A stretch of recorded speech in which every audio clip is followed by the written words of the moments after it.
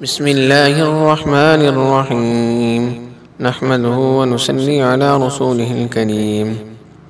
محترم سامعین، انسان جو ہے دنیا میں مختلف کام کرتا ہے، اپنی ضروریات کے کام بھی ہے اور معمولات اور معاشرتی کام بھی کرتا ہے۔ اسی طرح لوگوں کے ساتھ ملنا جلنا بھی ہوتا ہے، بیماروں کے عیادت کرنے کے لیے بھی جانا پڑتا ہے۔ تو ایک دعا آج جو آپ کے ساتھ شیئر کرنے لگے ہیں وہ نبی علیہ السلام کی بتائی ہوئی دعا ہے۔ جیسے ہی آپ کسی مریض کی عیادت کے لیے جائیں، اس کی بیمار پرسی کے لیے جائیں تو اس کو دعا دیں، اس کو حوصلہ دیں۔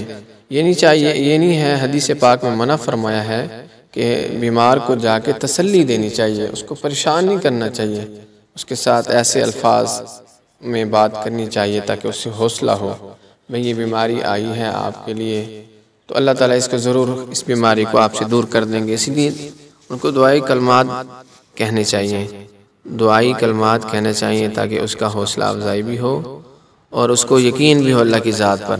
اس کے لیے نبی علیہ السلام نے ہمیں ایک دعا سکھلائی ہے، جب بھی آپ بیمار کی عیادت کریں، مریض کو دعا دیں تو شفا کے لیے کون سی دعا پڑھنی چاہیے۔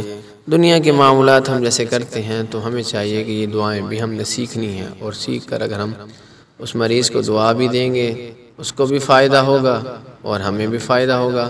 اور حدیث پاک میں آتا ہے جو بندہ بیمار کی عیادت کے لیے صبح جاتا ہے تو شام تک اس کے لیے 70,000 فرشتے دعائیں مغفرت کرتے ہیں۔ شام کو جاتا ہے تو صبح تک اس کے لیے دعائیں مغفرت کرتے ہیں 70,000 فرشتے۔ کتنی بڑی فضیلت ہے۔ تو ہمارے آس پاس پڑوسی رشتہ دار عزیز و اقارب بیمار ہوتے ہیں، چلتے پھرتے اگر ہم ان کی عیادت کر لیں مختصر وقت میں تو انشاءاللہ تعالیٰ اس فضیلت میں بھی ہم شامل ہو جائیں گے۔ 70,000 فرشتے ہمارے لیے دعائیں مغفرت کریں گے، یہ کتنی بڑی بات ہے۔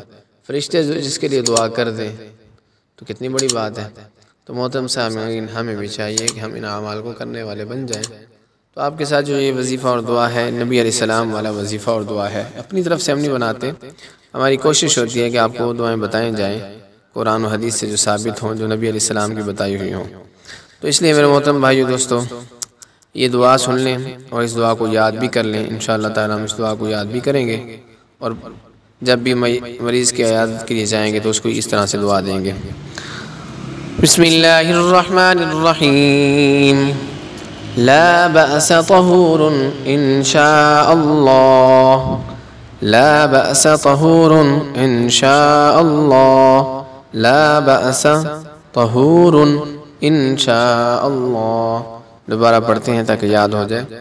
لا بأس طہور ان شاء اللہ۔ ترجمہ: کوئی حرج نہیں، یہ بیماری پاک کرنے والی ہے اگر اللہ نے چاہا۔ تو محترم سامعین، بیماری کوئی بھی ہو تو انسان کے گناہ اس سے معاف ہوتے ہیں، اللہ تعالیٰ کا قرب ملتا ہے۔ اگر کوئی آزمائش اور امتحان آ جائے تو اللہ تعالیٰ کی ناشکری نہیں کرنی چاہیے، اللہ تعالیٰ کی حمد کرنی چاہیے، اللہ تعالیٰ کو اپنے رب پر راضی رہنا چاہیے۔ اللہ تعالیٰ آزمائش ایسے نہیں بھیجتا، یہ ہمارے لیے دنیا میں فرمایا کہ گناہوں کے معاف ہونے کا ذریعہ ہے۔ اللہ تعالیٰ ہمیں عمل کرنے کی توفیق نصیب فرمائے، آمین۔